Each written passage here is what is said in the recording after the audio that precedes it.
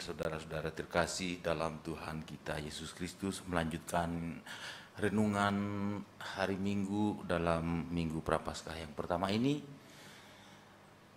Lebih khusus dalam bacaan Injil hari ini, kita kenal sebagai Injil atau kisah tentang pencobaan ketika iblis mencoba Yesus. Tapi itu sebenarnya ditujukan bagi pembaca pertama yang baru pertama kali membaca Injil itu. Tapi kita yang sudah sering membaca Injil itu akan melihat Injil itu sebagai kemenangan Kristus, Injil kemenangan Kristus. Dan itulah yang ditawarkan, yang diajarkan oleh Yesus bagi kita sebagai pengikutnya. Dalam bacaan pertama kita lihat bagaimana Adam jatuh tidak tahan godaan terhadap iblis.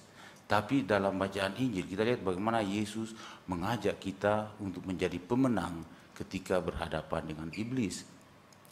Pemenang bukan cuma ketika berhadapan dengan iblis saja, tapi sepanjang hidup kita. Karena begitulah sepanjang hidup Yesus, bahwa dia kuat dalam segala-galanya.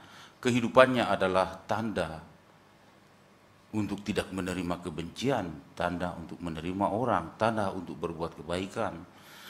Sebagai pribadi yang sempurna, jadi kita tidak perlu mencari-cari Yesus ini salahnya apa, kurangnya apa. Yesus adalah Allah sendiri yang menjadi manusia, yang membawa kita, mengajak kita kepada kesempurnaan, membawa kita kepada kemenangan dalam hidup kita. Dan kita ketahui juga bahwa Nabi Musa memberikan 10 perintah Allah, tapi Yesus tidak datang dengan hukum-hukum atau berbagai hal, tapi lebih banyak kepada pengajaran dan langsung dengan praktik yang dilakukannya, pengalamannya. Nah, dan dalam Injil tadi kita lihat bagaimana Yesus memberikan 3 kunci kemenangan. 3 kunci kemenangan dalam kehidupan kita. 3 kunci itu kalau kita merefleksikan atau merenungkan 10 perintah Allah maupun doa Bapa kami, semuanya termasuk di dalam itu. Seringkali ada yang bertanya, Romo, doa apa itu yang paling efektif? Doa apa yang mungkin keinginan kita itu langsung terkabul? Saya bilang, wah, kalau itu sifatnya mantra, itu kita tidak punya. Tapi yang ada bahwa Allah mengajarkan kita sendiri doa yang sangat sempurna, yaitu doa Bapa kami. Nah, tiga kunci kemenangan Yesus itu apa? Ya, disampaikan. Yang pertama, bahwa manusia itu tidak makan dari roti saja. Ya, kita sering dalam kehidupan sehari-hari dengar itu orang bertanya, ini Anda ini posisinya ini hidup untuk makan atau makan untuk hidup. Nah, itu hal yang pertama. Kemudian yang kedua itu bahwa jangan mencobai Tuhan Allahmu. Jangan mencobai Tuhan Allahmu. Nah, kita pun dalam kehidupan sehari-hari tidak akan terlepas dari berbagai cobaan. Ya, mulai dari yang pertama, manusia tidak makan dari roti saja, itu sudah merupakan cobaan.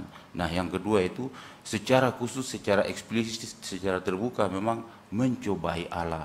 Jangan pernah mencobai Allah. Di mana kita menemukan kenyataan orang mencobai Allah?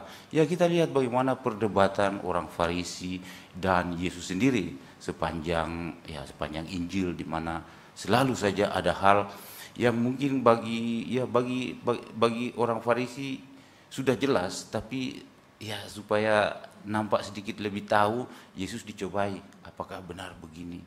Padahal dari semua yang dicobai, yang dilakukan sebagai pencobaan itu, ya mereka sendiri telah memutarbalikkan ajaran yang sebenarnya dengan alasan Musa mengatakan demikian. Tapi Yesus selalu katakan pada awalnya tidak seperti itu. Jangan mencobai Tuhan Allahmu. Kemudian yang terakhir itu adalah yang paling duniawi. Hanya Allah yang patut disembah. Jangan menyembah yang lain. Nah, kalau saatnya kita berdoa, selalu saya ingatkan kepada umat, kepada teman, saatnya berdoa, pergilah berdoa. Karena itulah saatnya kita pergi menyembah Tuhan secara khusus. Tapi ya tidak mudah, selalu saya katakan berusahalah. Karena apa? Ya, dalam kenyataannya itu suatu usaha yang luar biasa. Ya, paling mudah misalnya pada hari Minggu kita bisa berhadapan dengan dua pilihan.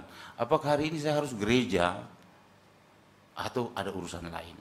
Nah, di sini kita mulai memilih, dan di situ ada satu bentuk usaha bagaimana supaya pergi ke gereja. Nah, demikianlah saudara-saudari sekalian, tiga kunci bahwa manusia tidak makan dari roti saja, tapi dari sabda Allah yang keluar dari mulut Allah. Siapakah sabda Allah itu? Ya Yesus sendiri. Yesus adalah sabda Allah yang menjadi manusia. Karena itu percuma mencari kesalahan Yesus. Tidak ada, bahwa Yesus adalah Allah yang sempurna. Ia sama seperti kita, kecuali dalam hal dosa. Nah, demikianlah saudara-saudara sekalian, renungan kita pada hari ini akan dilanjutkan oleh Romo Yus. Kami persilakan.